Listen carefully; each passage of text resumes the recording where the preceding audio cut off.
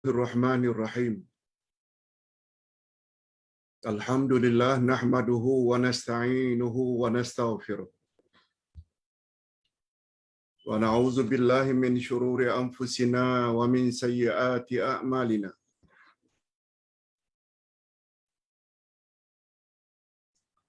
May yahdihillahu fala mudilla lahu wa may yudlil fala hadiya lahu.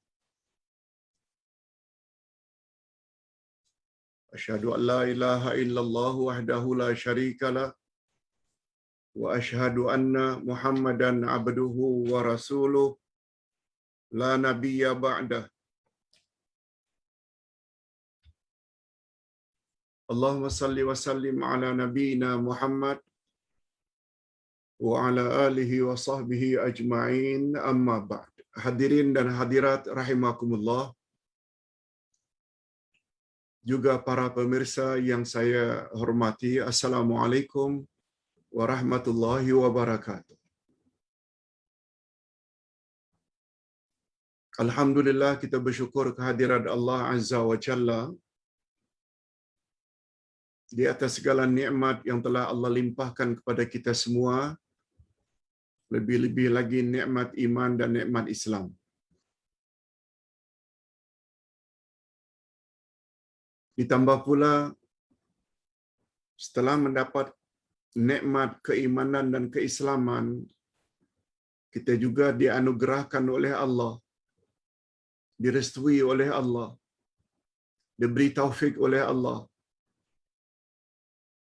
punya semangat untuk menambah ilmu agama. Apakah yang berkaitan dengan akidah, atau ibadat, atau muamalat, akhlak, yang berteraskan kepada Al-Quran dan Sunnah Nabi sallallahu alaihi wasallam. Ini semua adalah nikmat-nikmat yang tertinggi bagi setiap manusia yang masih berada di atas muka bumi. Sebab manusia apabila tidak beriman, sebab manusia apabila tidak memeluk agama Islam, sebab manusia yang tidak mau menambah ilmu agama, khasnya yang berkaitan dengan akidah dan ibadat, mereka disamakan oleh Allah dengan binatang-binatang ternak. Sungguh banyak dalil-dalil seperti ini di dalam Al-Quranul Karim. Antara lain ayat 179 Al-A'raf. Allah berfirman, A'udzubillahi minasyaitanir rajim. Ulaika kal an'ami bal hum adall. Mereka tahu banyak seperti binatang-binatang ternak, malah lebih sesat dari binatang. Kita juga boleh lihat di dalam surah-surah yang lain, antara lain surah Muhammad, ayat yang ke-12, Allah menyebut, Innal ladzina kafaru yatamatta'una wa ya'kuluna kama ta'kulul an'am fannaru maswal lahum. Sesungguhnya orang-orang kafir itu, mereka enjoy, berseronok-seronok, makan, minum, taubanya bagaikan binatang berseronok dan makan minum. Tempat kembali mereka adalah neraka. Na'udzubillah min dzalik. Itu sebabnya Ustaz selalu katakan bahwa Islam adalah agama ilmu, bukan agama ikut-ikutan.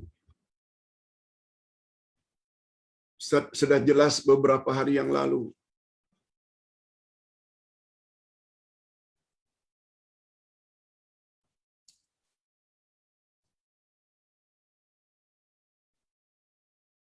bahwa orang-orang kafir zaman dahulu, apakah ahli kitab atau musyrikin, mereka tidak akan meninggalkan agama mereka sehingga datang bayinah. Bayinah maknanya bukti, yaitu Rasulun minallahi yatlu suhufan mutahhar. Bukti yang mereka tunggu-tunggu adalah Rasul daripada Allah yang membaca kitab suci. Rasul adalah Nabi Muhammad, kitab suci adalah Al-Quran. Tetapi begitu datang Rasul, begitu datang Al-Quran, mereka tolak, tak mau terima juga. Kita dah jelaskan dengan panjang lebar motif ahli kitab Yahudi dan Nasrani tidak terima Nabi Muhammad sallallahu alaihi wasallam dan Al-Quran karena Nabi Muhammad tidak sebangsa dengan mereka. Mereka Bani Israel, Muhammad orang Arab. Atas dasar itu, mereka tolak Muhammad. Musyrikin Mekah pula penyembah berhala, walaupun sesuku, sebangsa dengan Nabi Muhammad, tetap menolak Nabi Muhammad. Kerana Nabi Muhammad bawa ajaran bercanggah dengan ajaran nenek moyang. Ini yang Ustaz maksudkan dalam pelajaran yang lalu. Ketika membahas kitab ke arah memahami Al-Quran dan Al-Hadis. Orang Islam punya sifat kafir. Sebabnya apabila kita melihat suatu penyampaian, karena yang menyampaikan itu bukan orang Malaysia, itu maknanya ada sifat Yahudi dan Nasrani pada diri Muslim itu. Tetapi bila kita lihat kebenaran yang disampaikan itu oleh orang setempat, satu suku, satu bangsa, tapi bercanggah dengan ajaran nenek moyang, maknanya pada Muslim tersebut ada sifat Abu Jahal, Abu Lahab. Begitu dalam kita memahami Al-Quran. Sebab Al-Quran berkuat kuasa hingga kiamat. Hanya saja kita mampu ke mengambil pengajaran atau tidak mampu, di sanalah perlu kepada pelajaran tafsir atau tadabbur. Okey.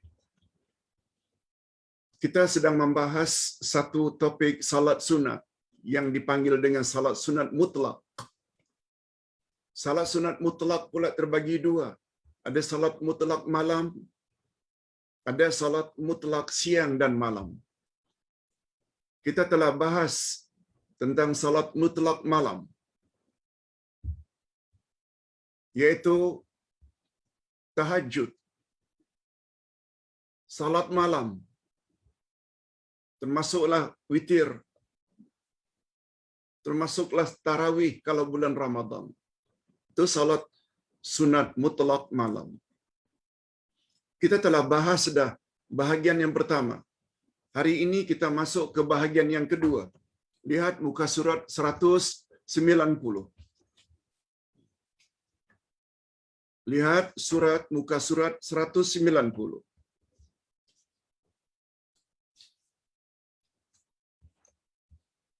Berdasarkan kitab Himpunan Salat Sunat Nabi sallallahu alaihi wasallam. Halaman 190.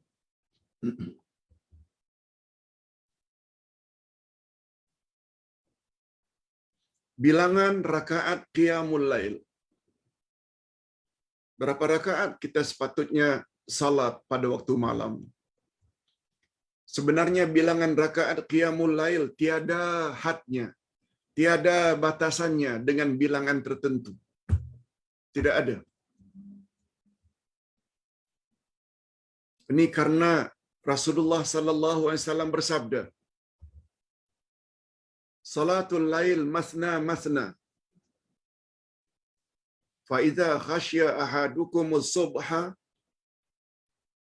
shalla raka'atan wahidatan tutiru lahu ma qad shalla." Muttafaqun alaih. Salat malam 2 rakaat. Jika salah seorang kamu bimbang akan masuk waktu subuh, maka hendaklah dia salat witir hanya 1 rakaat sebagai penutup salat yang telah dia kerjakan. Hadis riwayat Bukhari Muslim. Dari Aisyah radhiyallahu anha, kata beliau, kana Rasulullah sallallahu alaihi wasallam yusalli ma baina an yafragha min salatil isya ila al-fajr 11 raka'atan yusallimu baina kulli raka'ataini wa yutiru bi wahidah. Adalah Rasulullah sallallahu alaihi wasallam salat. Maksudnya salat malam. Begitu selesai salat isya hingga salat subuh sebanyak 11 rakaat. Dan setiap 2 rakaat beliau memberi salam. Dan beliau akhirnya mengakhiri dengan witir 1 rakaat. Hadis sahih riwayat Imam Muslim. Kita tambah satu lagi hadis yang berkaitan dengan bilangan rakaat salat malam. Maka Rasulullah sallallahu alaihi wasallam yazidu fi Ramadan wala fi ghairihi ala 11 rakaat. Rasulullah tidak menambah bilangan rakaat salat malamnya dalam bulan Ramadan dan di luar Ramadan melebihi 11 rakaat. Hadis riwayat Bukhari Muslim muttafaqun alaih. Kita telah bahas perkara ini terdahulu. Mengapa kita buat 23 rakaat? Ustaz dah jelaskan. Sedangkan Rasul buat 11 rakaat. Ada riwayat lain Nabi buat 13 rakaat. Mengapa kita buat 23?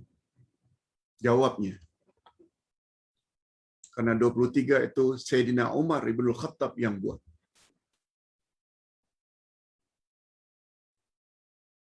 Umar Ibn Khattab salah seorang Khulafaur Rashidin. Dan wasiat Nabi terakhir sebelum baginda wafat, siapa di antara kamu yang punya umur yang panjang, kelak akan menemui banyak perbalahan dalam urusan agama. Jika kamu ketika itu ingin selamat, ikut saja sunnahku dan sunnah Khalifah Ar-Rashidin sesudahku. Atas sebab itu, kata para ulama, kita mengikut Umar juga boleh. Apalagi Nabi buat 11 rakaat dengan bacaan ayat yang panjang-panjang. Sedangkan kita pula surah yang pendek-pendek. Itu sebabnya surah dipendekkan, lalu rakaat dibanyakkan. Tidak jadi masalah. Sebab Umar Ibn Khattab salah seorang Khulafaur Rashidin. Malah kita berani mengatakan kalau ingin buat 39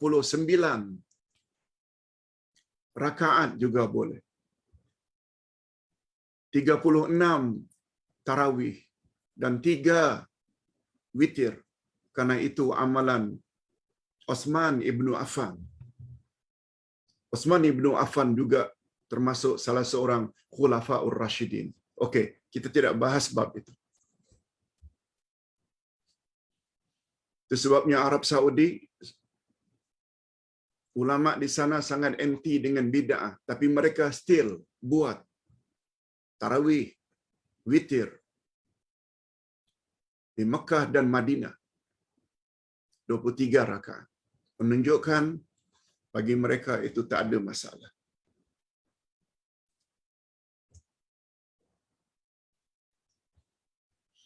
Oleh sebab itu, apabila kita diizinkan panjang umur jumpa Ramadan akan datang, tolong jangan dibangkitkan lagi tentang bilangan rakaat tarawih. Buatlah apa yang termampu. Cuma kalau boleh, minima 11 rakaat. 8 rakaat, 4 kali salam, dan 3 rakaat. Boleh 3 rakaat sekaligus witir, boleh 2 dan 1. Okey. Nah sekarang pembahasan kita yang lebih panjang adalah tentang adab-adab qiyamul lail. Hadirin dan hadirat, Ustaz tulis di sini Tadi pagi Ustaz baca ada 12 adab-adab qiyamul lail. 12. Dan pembahasannya cukup panjang. Ustaz baca dulu 12 itu secara singkat. Adab qiyamul lail yang pertama, kita hendaklah berniat qiyamul lail ketika akan tidur.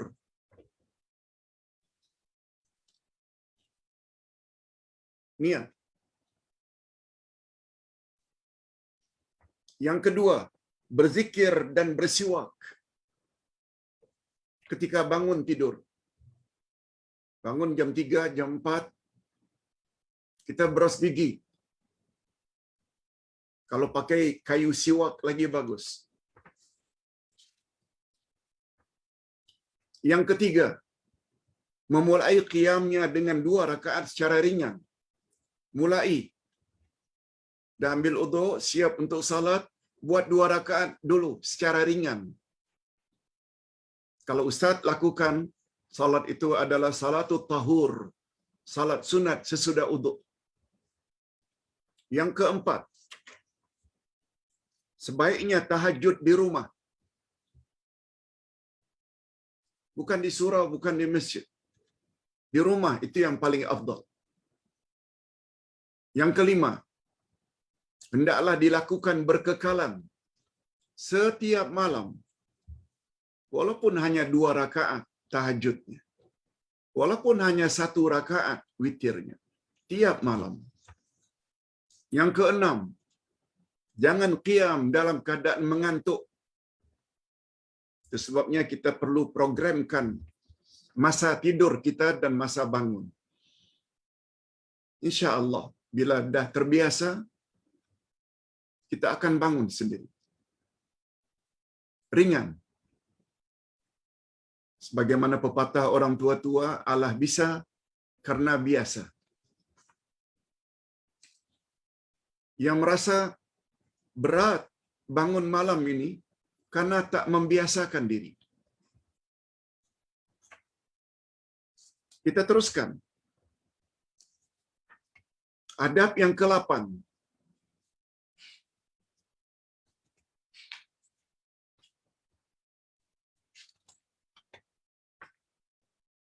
Maaf, adab yang ke-7.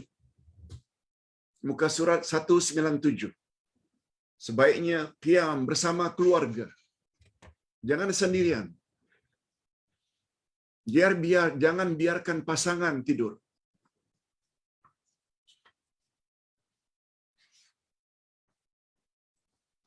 Adab yang ke-8. Kita baca ayat sambil tadabbur. Maksudnya memahami, menghayati maksud ayat yang dibaca. Yang ke-9. Kita boleh qiyam berjamaah. Kita boleh qiyam secara berjamaah. Juga boleh bersendirian. 10. Kita hendaklah akhiri tahajud dengan witir. Itu yang paling baik. Yang ke-11. Bijak mengurus waktu ketika rehat dan qiyam. Yang terakhir, 12. Memperpanjang qiyam dan memperbanyak sujud. Dalam masa lebih kurang 35 minit ini, kita akan bahas 12 poin tadi. Kalau tidak habis, kita sambung minggu hadapan. Sebab ada bahagian lagi yang belum kita sebut tadi itu, yang akan kita bahas. Yaitu tentang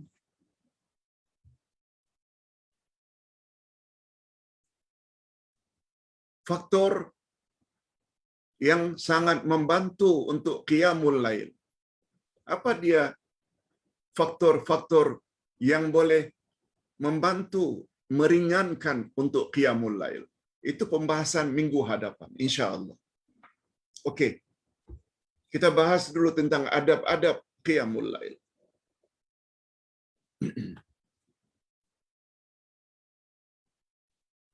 Hadirin dan hadirat serta para pemirsa yang saya hormati. Pertama, Ustaz ingin ingatkan hadis Nabi. Sebaik-baik puasa adalah puasa dalam bulan Muharram setelah Ramadan.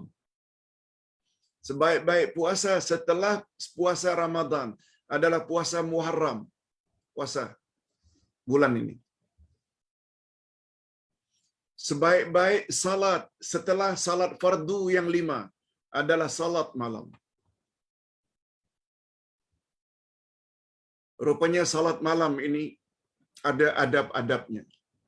Yang pertama sekali, karena begitu besar ganjarannya, kita hendaklah pasang niat sebelum kita tidur. Akan bangkit sebelum subuh untuk biar buat qiyamul lail. Hadirin dan hadirat rahimakumullah. Bagi orang yang faham akan kelebihan qiyamul lail, mereka rasa seronok dan sangat menyesal andai kata tertidur sampai azan subuh. Sangat menyesal. Ustaz buat contoh. Insan yang sangat faham tersebut, betapa besarnya ganjaran qiyamul lail, Umar ibn Khattab.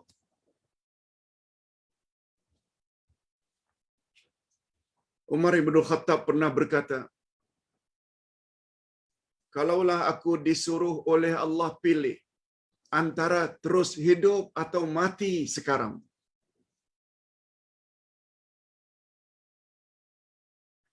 aku akan pilih untuk terus hidup selagi ada 2 syariat, yaitu jihad fisabilillah sehingga mati syahid, dan yang kedua qiyamul lail. Umar ibn Khattab.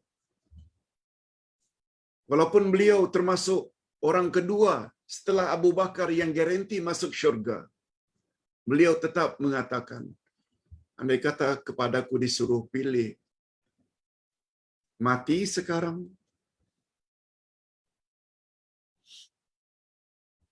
atau panjangkan umurku, aku minta agar umurku dipanjangkan selagi, ada sebut, selagi ada 2 syariat ini, yaitu berjuang, berjihad, menegakkan agama Allah, dan yang kedua qiyamul lail.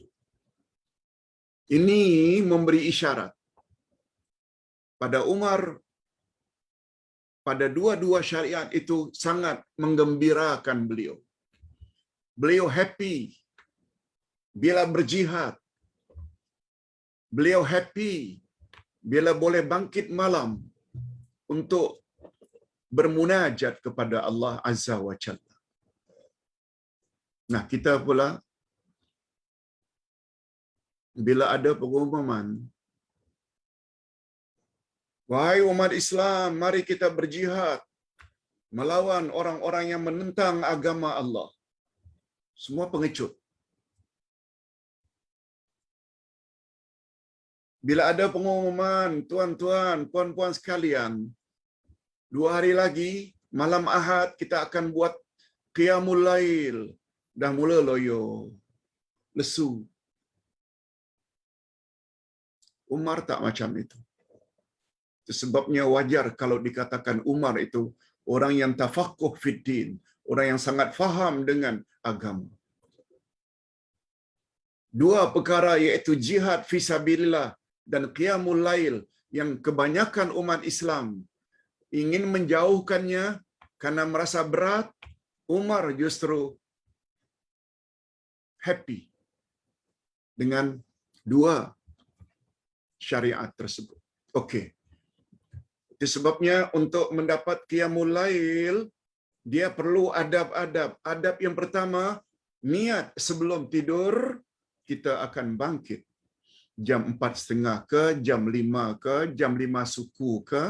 Apalagi hari ini, subuh agak lewat jam 6.02 minit. 6.02 minit. bangun jam 5 pun kita masih mampu lagi untuk salat sunat witir, salat sunat setelah wuduk 2 rakaat secara ringan, tahajud 2 rakaat salam, 2 rakaat salam, 2 rakaat salam, dah 6 rakaat, diakhiri dengan 3, 2, 1 witir, dah berapa dah? 2 salat sunat setelah wuduk, 6 tahajud, 2, 2, 2 jadi 8, tambah 3 witir 11. Itulah bilangan yang sangat ideal. Oh, tak mampu, buat 4 rakaat, diakhiri dengan 3 witir, hatta 2 rakaat, akhiri dengan 1 witir, tapi setiap malam.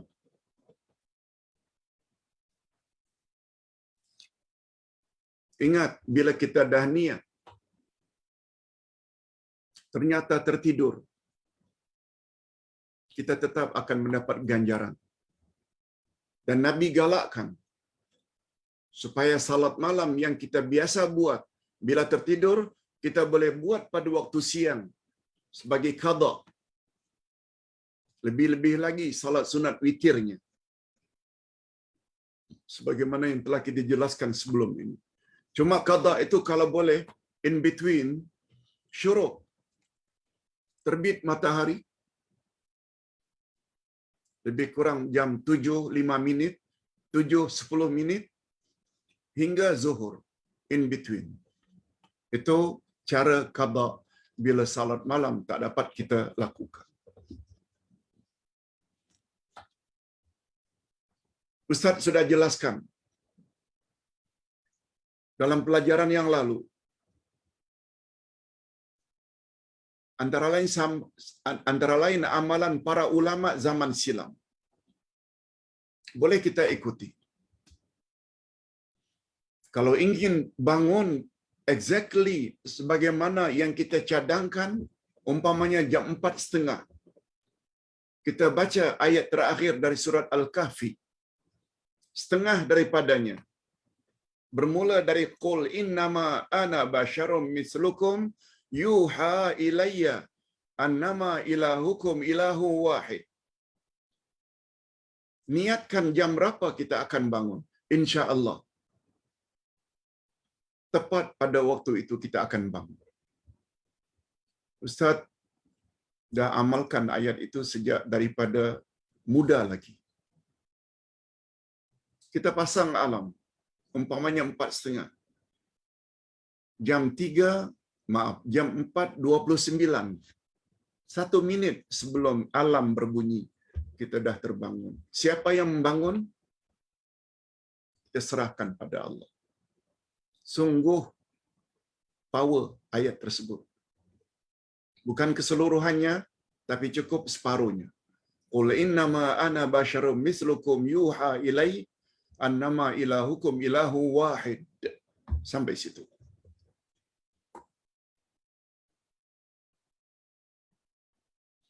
Nabi Muhammad sallallahu alaihi wasallam bersabda, "Ma min imri'in takunu lahu salatun bil-lail, faghalabahu 'alaiha naumun, illa kataballahu lahu ajru salati, wa kana namuhu sadaqah 'alaihi."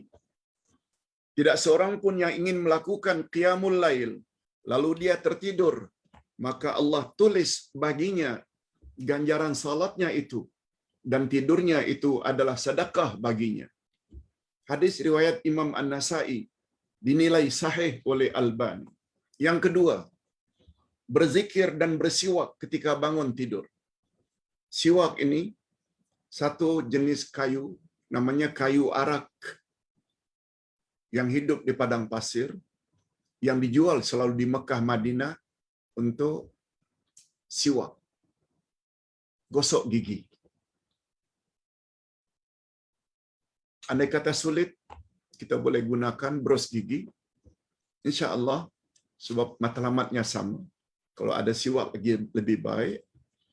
Sambil berzikir. Zikir yang sangat dianjurkan setelah kita bangun tidur. Membaca doa tidur, doa bangun tidur. Alhamdulillahilladzi ahyana ba'da ma amatana wa ilaihin nusyur. Kita baca zikir ini. Lalu minta ampun kepada Allah. Yaitu, La ilaha illallah wahdahu la syarikalah. Lahul mulku wa lahul hamdu wa huwa ala kulli syai'in qadir.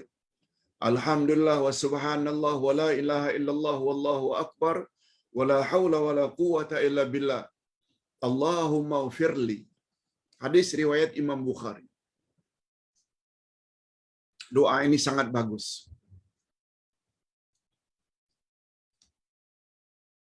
Daripada Abdullah ibnu Abbas radhiyallahu anhu katanya, Rasulullah membaca 10 ayat terakhir dari surat Ali Imran. Hadis riwayat Imam Muslim. Jadi ayat 190 bermula, Inna fi khalqis samawati wal ardi wa ikhtilafil laili wan nahari la ayatil liulil albab, sampai ayat yang ke-200. Ya ayyuhalladzina amanu sabiru wasabiru warabitu wattaqullah la'allakum tuflihun. Baca itu. Insyaallah dosa-dosa kita diampunkan oleh Allah Azza wa Jalla. Yang ketiga, mulai qiyam dengan 2 rakaat secara ringan. Karena Nabi sallallahu alaihi wasallam disebut oleh Siti Aisyah, karena Rasulullah sallallahu alaihi wasallam idza qama minal laili li yusalli iftataha salatahu bi raka'ataini khafifatain. Hadis riwayat Imam Muslim. Kata Aisyah, Rasulullah bila bangun malam, beliau salat 2 rakaat secara ringan lebih dahulu. Dan Ustaz memahami 2 rakaat secara ringan itu adalah salat yang dipanggil dengan salatut tahur. Tahur dari kata tahara, yaitu merujuk kepada salat sesudah wuduk. Ini amalan tetap Sayyidina Bilal bin Rabah, yang Nabi pernah tanya ketika Bilal lalu, wahai Bilal, apa yang kau amalkan? Mengapa ya Rasulullah Tuhan tanya seperti itu? Amalan saya biasa-biasa saja. Ketika engkau lalu tadi, langkah-langkahmu sama betul dengan langkah-langkah orang di dalam syurga ketika aku diperlihatkan pada malam Isra dan Mi'raj. Lalu Bilal punya fikir, adalah menjadi amalan saya ya Rasulullah, setiap ambil uduk, tak kira uduk siang ke malam, ke musim dingin, ke musim panas, saya tidak lupa melakukan salat 2 rakaat sesudah uduk. Nah, itu dia fadilatnya. Bagi Ustaz akan awali dengan salat sunat sesudah uduk, sebelum kita mulai tahajud, kemudian witir. Adapun apa yang kita selalu dapat bimbingan dari ustaz dan ustazah tertentu, buat salat sunat taubat, buat salat sunat tasbih, Nabi tak pernah sebut itu. Sempena salat malam, Nabi tak pernah sebut itu. Walaupun nanti kita akan belajar, salat sunat tasbih ada, salat sunat taubat ada, tapi meletakkannya pada waktu malam ketika qiyamul lail tidak datang dari Nabi dan tidak datang dari sahabat. Itu sebabnya bagi Ustaz lebih cenderung pada tahajud dan witir. Wallahu a'lam. Yang keempat, sebaiknya tahajud itu di rumah. Sebab Nabi Muhammad sallallahu alaihi wasallam bersabda, fa inna khaira salatil mar'i fi baitihi illa al-maktubah. Sesungguhnya salat yang paling baik, khaira salatil mar'i fi baitihi. Salat yang paling baik yang dilakukan oleh seseorang adalah di rumahnya, kecuali salat fardu. Salat fardu Zuhur, Asar, Maghrib, Isya adalah lebih baik di surau atau di masjid. Kecuali jika ada peraturan yang dibuat oleh ulil amri, jamaah ke masjid atau ke surau dibatasi dengan jumlah sekian. Kita tidak jadi masalah. Andai kata kita orang yang tidak terpilih, bilangan tertentu yang dibolehkan, itu juga wajib kita patuhi sebab itu arahan ulil amri. Namun demikian, rasa hati kita tak dapat ke masjid, lalu di rumah akan mendapat ganjaran yang sama insya-Allah. Apalagi sebelum pandemik dulu kita memang orang yang rajin ke surau atau ke masjid. Tak ada masalah.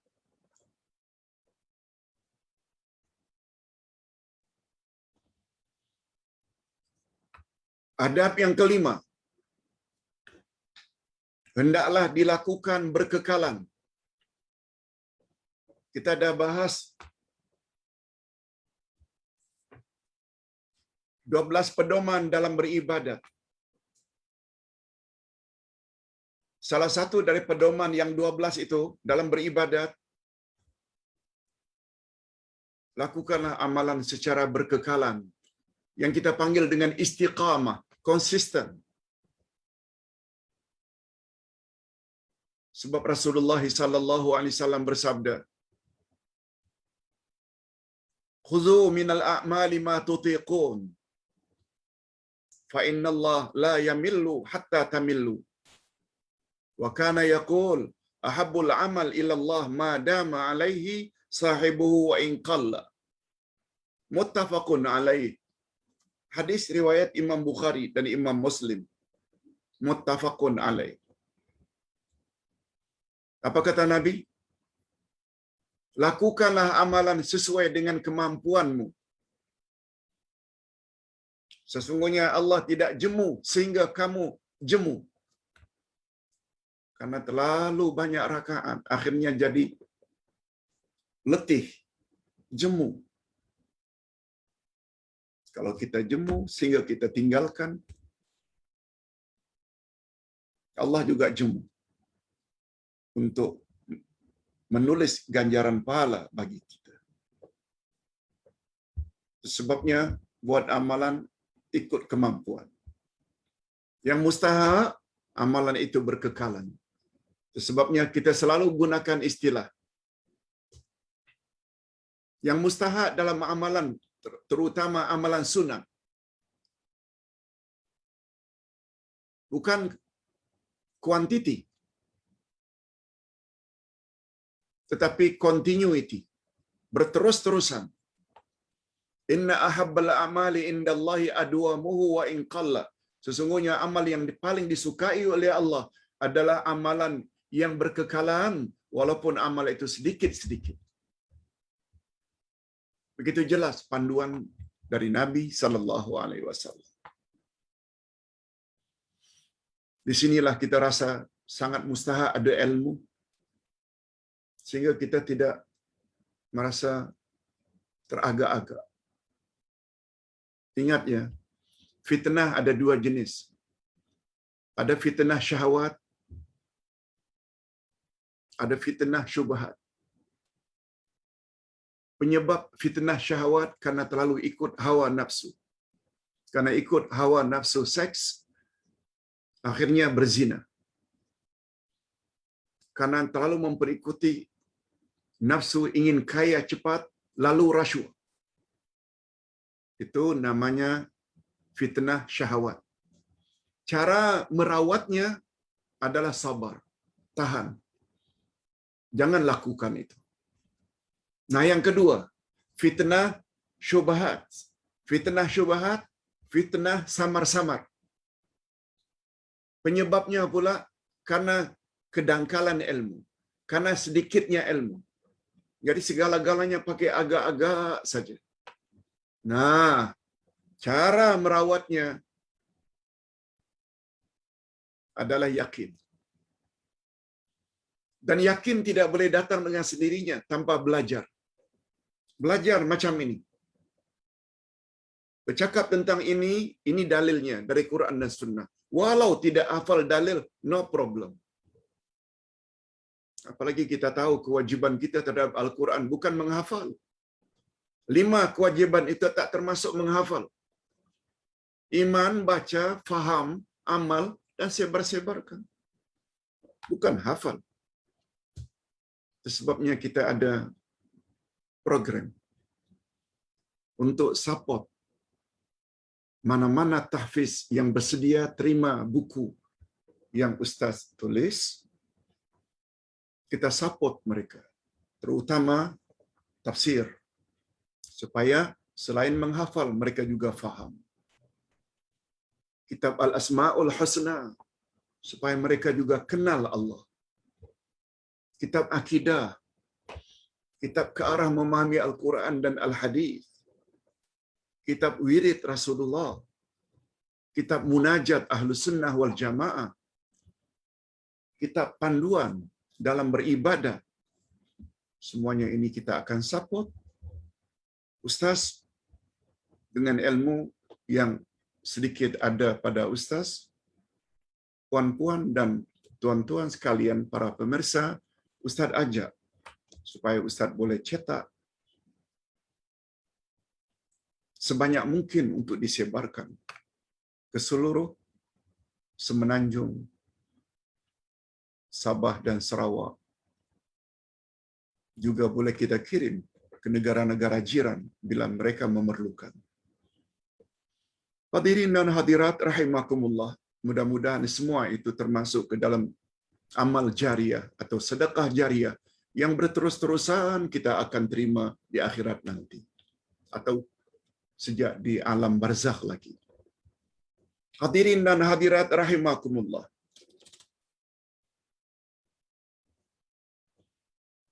Rasulullah sallallahu alaihi wasallam akan mengqada salat malamnya pada siangnya jika baginda terlena.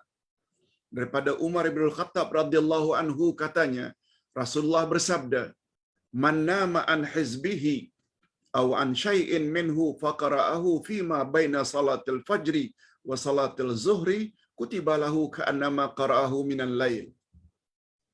Barang siapa yang tertidur dari amalan tetapnya pada sebahagian malamnya atau sebahagian daripada amalan malamnya, lalu dia ganti, dia qada amalan yang tertinggal di antara subuh dengan zuhur. Bila itu dia lakukan karena tertidur, letih, sakit, dia qada pada waktu siang antara syuruk, yang lebih tepat syuruk dengan zuhur, dia mendapat ganjaran yang sama macam dia lakukan qiyam tersebut pada waktu malam. Kemudahan lagi. Yang keenam, adab qiyamul lail yang keenam. Jangan qiyam dalam keadaan mengantuk. Sabda Nabi, idza na'asa ahadukum fi shalah falyarqud hatta yadhhab anhu an-naum fa inna ahadakum idza shalla wa huwa na'is la'allahu yadhhabu yastaghfir fa yusubba nafsa. Na'udzubillah min dzalik. Jika salah seorang kamu mengantuk di dalam salatnya, maka hendaklah dia tidur sehingga hilang rasa ngantuknya. Karena jika seseorang salat sedangkan dia sedang mengantuk, besar kemungkinan dia mengira dia memohon ampun kepada Allah, tetapi sebenarnya dia telah melaknat dirinya sendiri. Dia telah mengutuk dirinya sendiri. Dia telah mencaci dirinya sendiri. Kita bimbang macam itu, tersalah cakap. Yang pada asalnya kita menyebut Allahumma inna nas'aluka, ya Allah kami mohon padamu ilmu yang bermanfaat. Kalau karena ngantuk kita terbaca Allahumma inna na'udzubika min ilmin la yanfa', ya Allah kami mohon dihindari daripada ilmu yang bermanfaat. Ada kemungkinan bila ngantuk.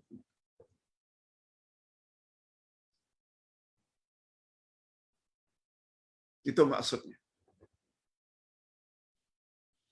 Rasulullah pada suatu hari pernah masuk ke dalam masjid untuk salat subuh. Beliau dapati tali terentang di antara dua tiang. Tali. Nabi tanya, "Wahai sahabat, ini tali apa?" "Ya Rasulullah, ini adalah tali milik Zainab, istri Tuan. Sebab dia kalau malam bila mengantuk, mau jatuh, terhuyung, dia akan berpegang pada tali ini supaya tidak terjatuh." Apa kata Nabi? "Putuskan tali ini sekarang juga." Lalu Nabi berpesan, "Hendaklah kamu salat dalam keadaan segar, bukan dalam keadaan ngantuk. Bila ngantuk, tidur. Sampai hilang ngantuk baru." Cuma masalahnya, ngantuk terus. Masalahnya ngantuk terus. Macam mana cara untuk tidak ngantuk? Itu yang kita sebut tadi. Jaga waktu tidur. Supaya bila bangun itu tidak ngantuk. Jaga waktu tidur. Jangan terlalu larut malam. Itu saja cara.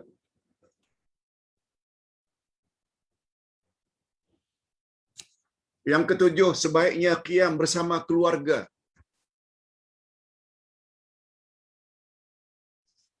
Rasulullah sallallahu alaihi wasallam apabila qiyam, karena panjangnya ayat yang beliau bawa, kadang-kadang satu rakaat sampai 3 surah. 3 surah bukanlah qul huwallahu ahad, qul a'udzu birabbil falaq, qul a'udzu birabbin nas. Bukan. Bila kita combine itu semua, barulah 14-15 ayat. Qul huwallahu 4, Al-Falaq ada 5, An-Nas ada 6, baru 15 ayat. Tapi qiyamnya Rasul sallallahu alaihi wasallam, satu rakaat beliau combine 3 surah. Pertama Al-Baqarah, itu saja dah 286 ayat. Ali Imran, itu saja dah 200 ayat. Tambah lagi surat An-Nisa, itu saja dah 170 ayat lebih kalau tak salah. Lihat, 286, 175, 200, hampir 500 ayat. Satu rakaat. Itu sebabnya baginda bila qiyam untuk tahajud, baginda biarkan dulu istrinya Aisyah tidur. Nanti bila sampai ke salat witir, baru Aisyah dibangkitkan untuk salat bersama. Ini banyak keterangan dari hadis-hadis Nabi sallallahu alaihi wasallam, antara lain muttafaq alaih. Baginda apabila selesai tahajud, baginda akan panggil, "Ya Aisyah, qumi fa'autiri ya Aisyah." Bangun Aisyah, mari kita witir bersama. Dan tidak jarang juga baginda qiyam bersama Aisyah. Ini satu di antara contoh. Itu sebabnya Rasulullah sallallahu alaihi wasallam bersabda dalam hadis lain, "Semoga Allah cucuri rahmat kepada seorang laki-laki yang bangun pada waktu malam lalu dia salat. Kemudian dia bangkitkan istrinya. Apabila istrinya enggan, lalu dipercikkannya air di muka istrinya. Lalu bangkit, lalu mereka salat bersama-sama.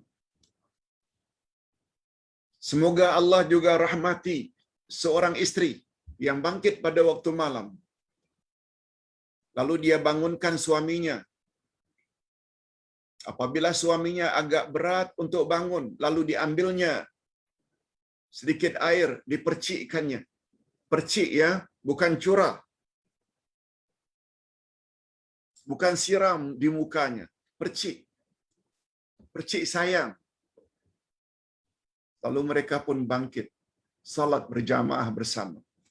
Hadis riwayat Imam An-Nasa'i yang juga derjatnya sahih. Nah, apa dia kelebihannya?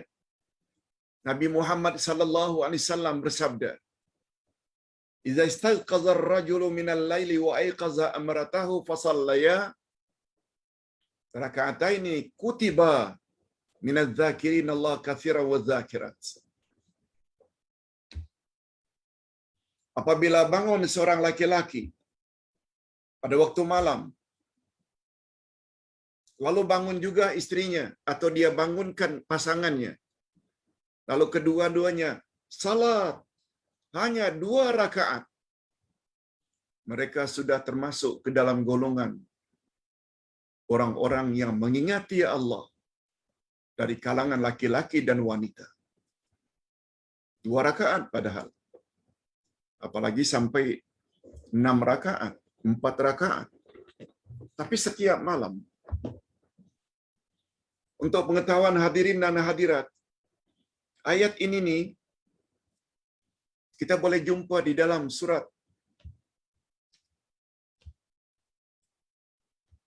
Al-Ahzab ayat yang ke-35.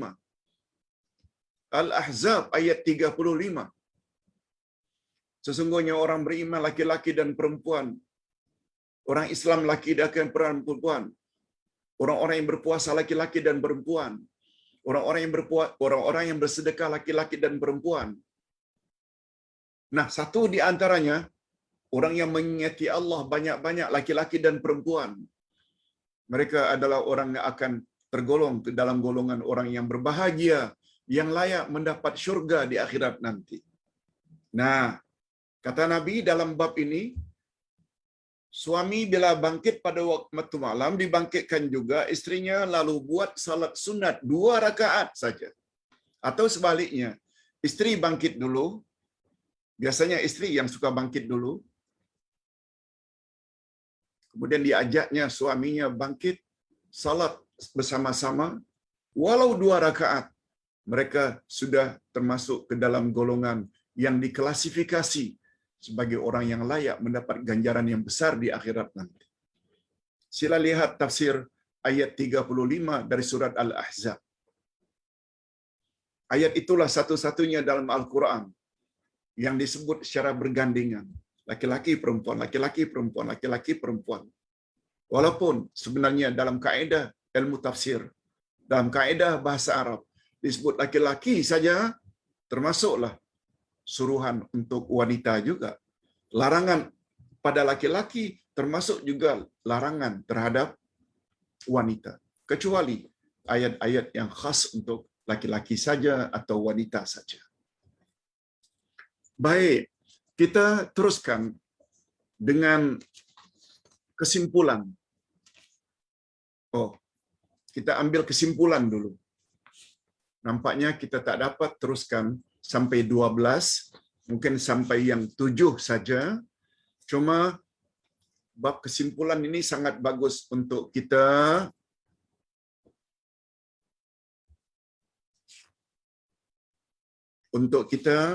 renung.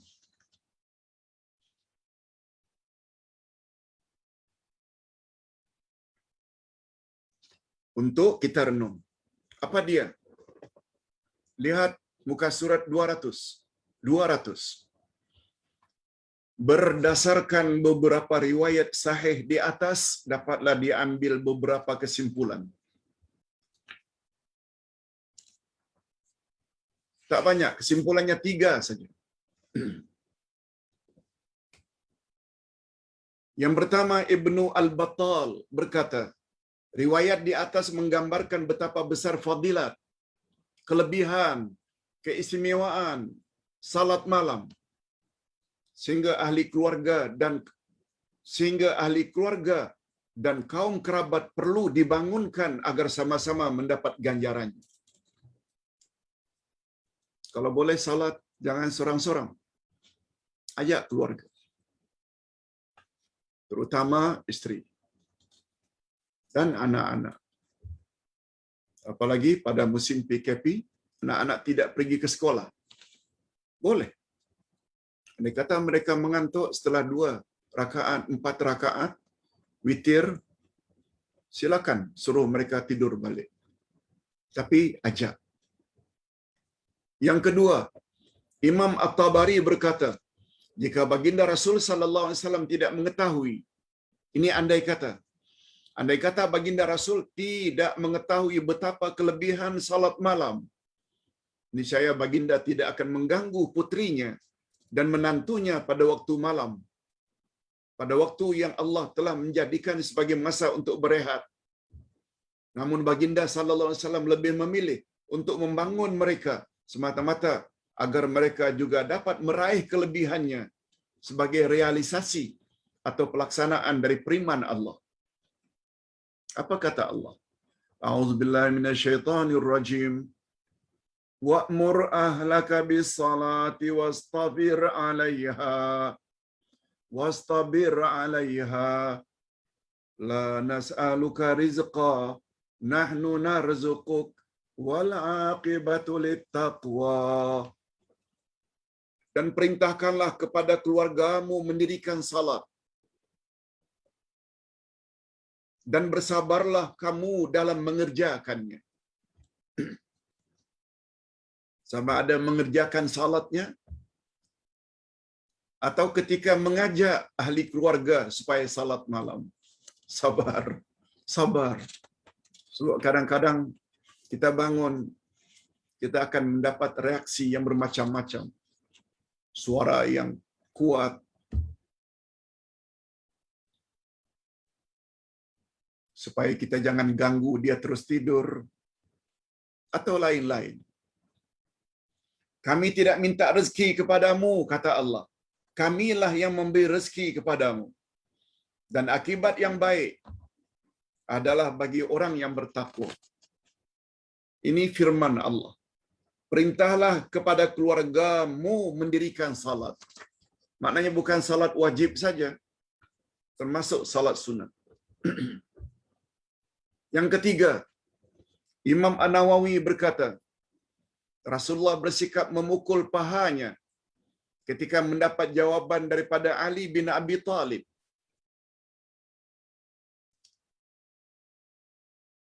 Hadirin dan hadirat rahimakumullah. Coba lihat surat Al-Kahfi. Ayat yang ke-56. Maaf, 54. Surat Al-Kahfi. Yaitu surat yang ke-18. Surat 18 ayat 54 kalau tak salah.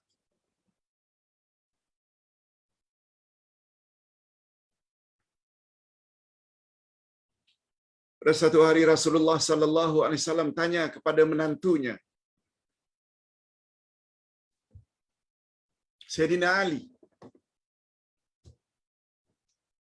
yang istrinya putri Rasul Fatimah.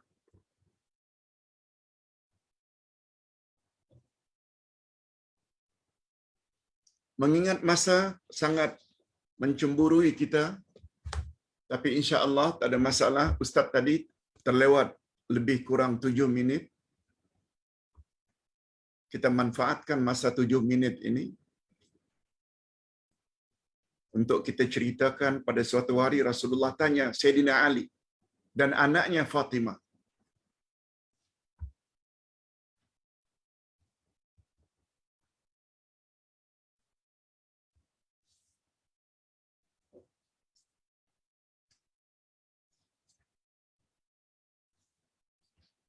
bahwa Rasulullah sallallahu alaihi wasallam bertanya, apakah kamu, wahai Ali,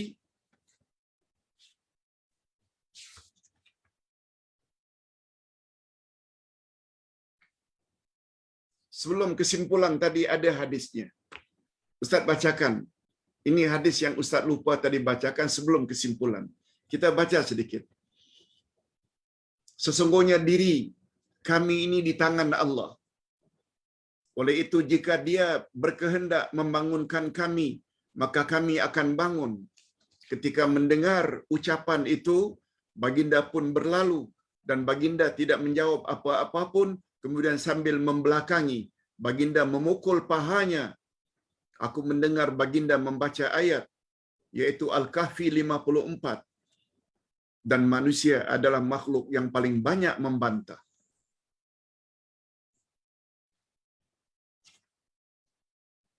Kesimpulannya macam ini. Pada suatu hari Rasulullah sallallahu alaihi wasallam pada waktu malam, waktu sahur, bangunkan anaknya sebab rumah Aisyah dengan rumah Rasulullah dengan Aisyah bersebelahan. Rasulullah tanya, "Ya Ali, Fatimah, bangun, bangun, salat malam." Coba dengar apa jawaban Ali. Oleh sebab itu, bila ada jawapan daripada suami ke, daripada anak ke, macam ini, anggap sajalah biasa. Ali pun jawab macam ini. Yang Nabi akhirnya sangat marah dengan jawaban tersebut. Apa kata Ali ketika dibangunkan? "Kamu tak bangun ke?"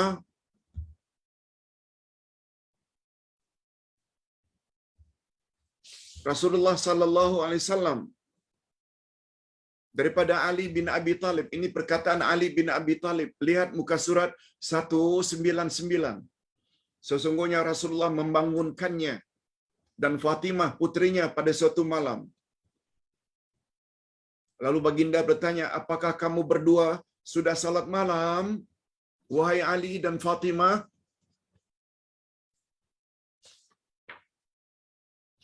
Lalu aku, kata Ali menjawab, "Innama anfusana biyadillah, fa idza syaa iya ba'atsana ba'atsana." Coba dengar apa jawaban Sayyidina Ali. "Ya Rasulullah, sesungguhnya diri kami ini di tangan Allah. Oleh itu jika Allah berkehendak membangun kami, maka kami pun bangunlah. Coba tadi malam kami tak bangun karena Allah tak bangunkan kami." Ya, buat alasan. Ini namanya alasan bodoh. "Ya Rasulullah, terus terang saja malam tadi kami tak bangun. Sebab demi Allah, demi diri kami di tangan Allah. Bukankah Allah apabila ingin membangunkan kita, lalu kita bangun? Tapi Allah tak bangunkan kami tadi malam." Rasulullah tidak memberi reaksi apa-apa, kecuali beliau berpaling dari Sayyidina Ali. Begitu berpaling, beliau tepukkan paha beliau sambil pergi, sambil membaca ayat. Ini tadi, ayat penghujung daripada ayat 54 surat Al-Kahfi. "Wa kanal insanu aktsara syai'in jadala." Tetapi manusia adalah memang yang paling banyak membantah. Dia ajak untuk salat, ada saja alasannya Sayyidina Ali. Namun demikian, beliau termasuk salah seorang dari 10 yang garanti masuk syurga. Baginda insaf setelah mendapat teguran Rasulullah sallallahu alaihi wasallam, tidak menggambarkan betapa pentingnya salat malam itu. Daripada Ummu Salamah, isteri Nabi sallallahu alaihi wasallam, pada suatu malam Rasulullah bangun dari tidurnya lalu membangunkan semua istrinya. Semua istrinya dibangunkan. Lalu Nabi bersabda, "Rubba kasiyatin fid dunya ariyatun fil akhirah." Berapa banyak wanita yang berpakaian di dunia tetapi telanjang di akhirat. Maksudnya, kamu orang semua adalah istriku. Aku adalah kekasih Allah, kesayangan Allah. Itu bermakna kamu berpakaian di dunia. Tapi bila kamu tidak beramal saleh, kamu tetap akan telanjang di akhirat nanti. Itu maksud hadis. Yang membuat kita ini terhormat, bermaruah, mulia di akhirat karena amal kita, bukan karena kedudukan kita. Oh, saya istri Pak Ustadz itu. Saya istri si anu, si anu. No. Dia itu kan taat. Berapalah taat suami kita? Rasulullah aja cakap macam ini.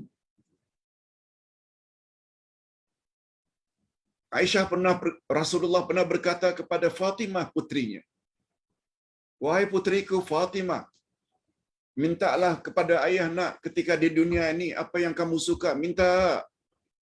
Sebab di akhirat nanti ayah tak dapat tolong kamu nak. Ayah tidak dapat tolong kamu nak." Rasulullah terhadap anaknya cakap macam itu. Kita pula berbangga karena kita keturunan ini dan itu. Kita isteri daripada kiai anu kiai itu. No.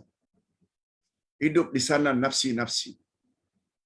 Ingat selalu sejarah dalam Al-Quran ayat 10 dari surat At-Tahrim bahawa isteri Nabi Nuh dan isteri Nabi Lut kedua-duanya dalam neraka. Tapi sebaliknya Asiyah binti Mazahim isteri Firaun, walaupun suaminya jahat macam itu dan mengaku dirinya Tuhan, Asiyah istrinya yang beriman lagi beramal saleh, tempatnya syurga. Cukuplah itu sebagai pengajaran. Lihat ayat 10 dan 11 dari surat At-Tahrim. Hadirin dan hadirat rahimakumullah.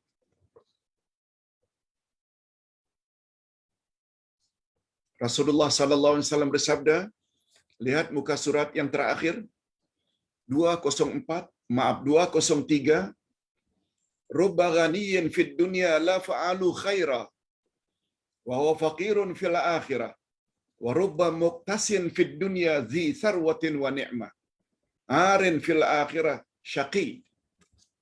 Allahu akbar. Cuba renung baik-baik makna hadis ini.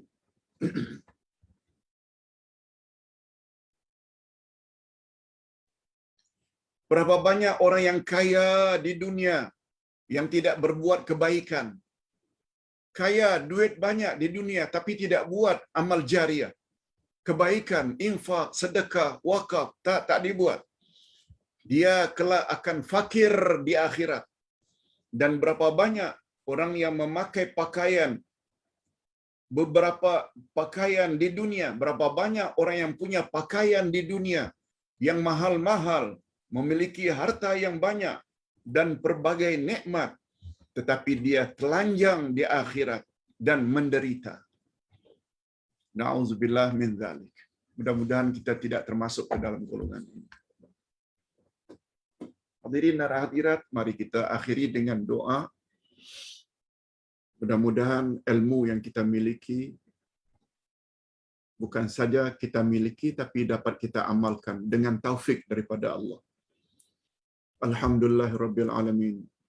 Wassalatu wassalamu ala asyrafil anbiya'i wal mursalin wa ala alihi wa sahbihi ajma'in. Ya Allah, sungguh banyak fadilat salat malam sebagaimana yang telah disabdakan oleh Rasul-Mu. Sebaik-baik salat setelah salat fardu yang 5 adalah salat malam. Salat mutlak waktu malam rupanya ada adab-adabnya, ada cara-caranya. Ketika membaca hendaklah tadabbur. Salat malam sebaiknya di rumah. Salat malam sebaiknya bersama keluarga. Dan selanjutnya, maklumat ini telah kami miliki, ya Allah, dengan berkat kehadiran kami dalam majlis pagi ini. Oleh sebab itu, berilah kami taufik-Mu, restu-Mu, dorongan-Mu, agar dapat mengamalkannya dalam kehidupan sehari-hari. Doronglah kami untuk menggunakan sebahagian daripada harta yang kami miliki kepada jalan-Mu, ya Allah. supaya ganjarannya nanti kami boleh terima di akhirat nanti. Lindungi kami, ya Allah, sebagaimana hadis yang disebut oleh Nabi-Mu, berapa banyak orang yang berpakaian di dunia tapi telanjang di akhirat. Ya Allah, ya Tuhan kami, tanpa taufik-Mu, tanpa hidayah-Mu, kami tidak akan berbuat apa-apa. La haula wa la quwwata illa billah. Hasbunallah wa ni'mal wakil, ni'mal maula wa ni'mal nasir.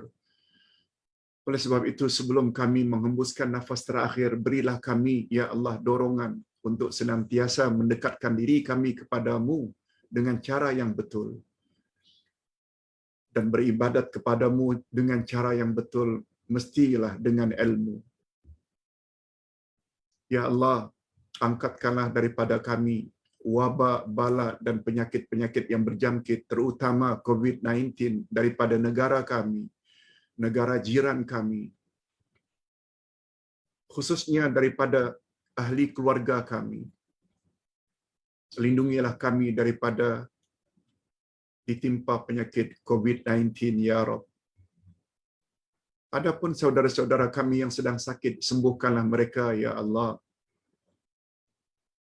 Tak tahan kami berpisah dengan mereka atau melihat penderitaan mereka yang positif COVID-19. Sembuhkanlah penyakit mereka, ya Allah. Adhibil ba'sa rabban nas ishfi anta syafi. La shifaa illa shifa'uk, shifa'un la yughadiru saqama. Sembuhkan penyakit mereka, ya Allah.